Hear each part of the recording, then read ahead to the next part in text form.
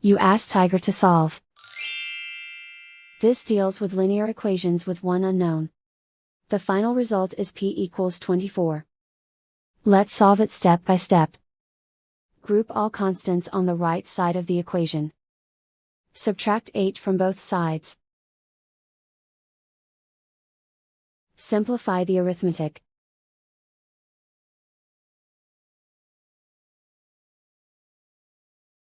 Isolate the p. Multiply both sides by 3. Group like terms. Multiply the coefficients. Simplify the fraction. Simplify the arithmetic. And so the final result is p equals 24.